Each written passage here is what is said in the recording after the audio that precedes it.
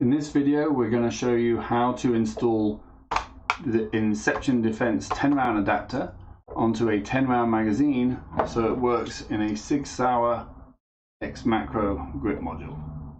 Alright, you're going to take your 10-round magazine. We have them brand new if you don't already have one. Good to do this if you have 10-round magazines lying around that you just want to use in the more modern X Macro, or if you live in a 10-round state where you have to be 10-round compliant. It has been difficult getting just the 17-round magazine to the X Macro, so if you're in a compliant state, you might as well go with a 10-round magazine and the adapter. So make sure you're wearing eye protection anytime you're messing around with magazines. The springs can fly out pretty hard. So we're going to take a tool. In this case, I'm using a 1/8 Allen key. You push down on the bottom of the pin, slide the base plate off, thumb over the bottom, and slowly release the pressure so that the spring can come out of the magazine. Okay, you can put that base plate aside. You're going to take your new adapter. I like to put a couple of small drops of oil in the groove, starting at the back, just to make it so that everything slides together nicely. In this case, we're going to start off by using just the standard base plate I'm putting it in, and then we'll show you the locking base plate afterwards. So to install it, you're going to take your magazine. If I have one of these magazines apart, I always like to take just a look at the spring. Sometimes you can see they're a little bit short, and I like to give them just a little bit of a stretch.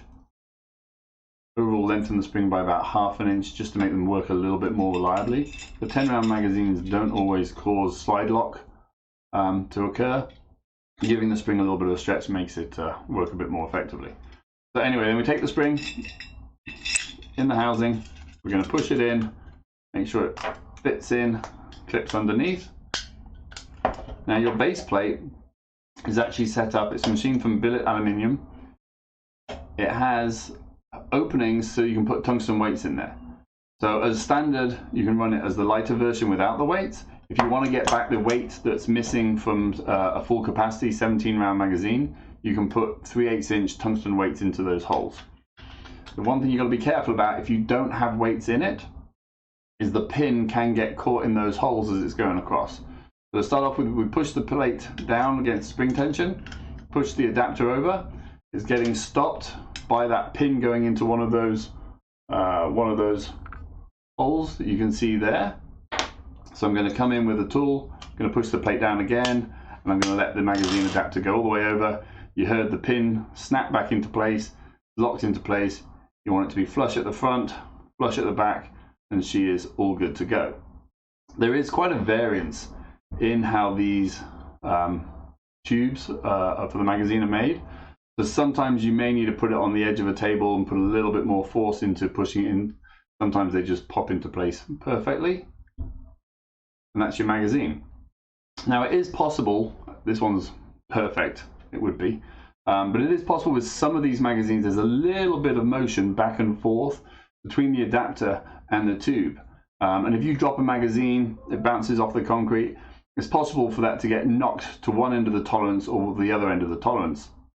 And if you're running a competition or something like that, it's easy to not notice that that's happened. I've actually had it with my P365 magazines that look like this and work a similar way. These are aluminium base plates.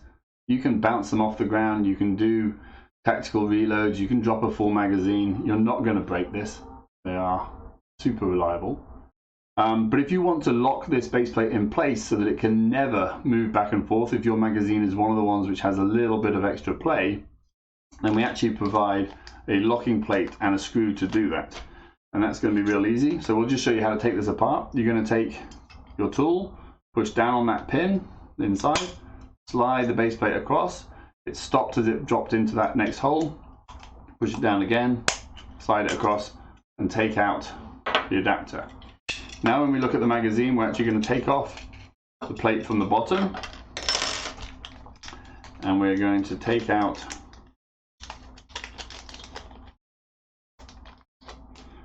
our locking plate and our locking screw. And on a 10-round magazine, it just comes with an Allen key screw.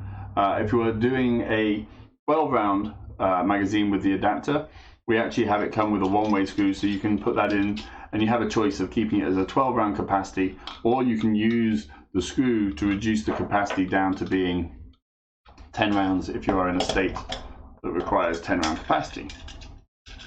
Okay, so we've got the adapter plate, or sorry, the locking plate in the bottom.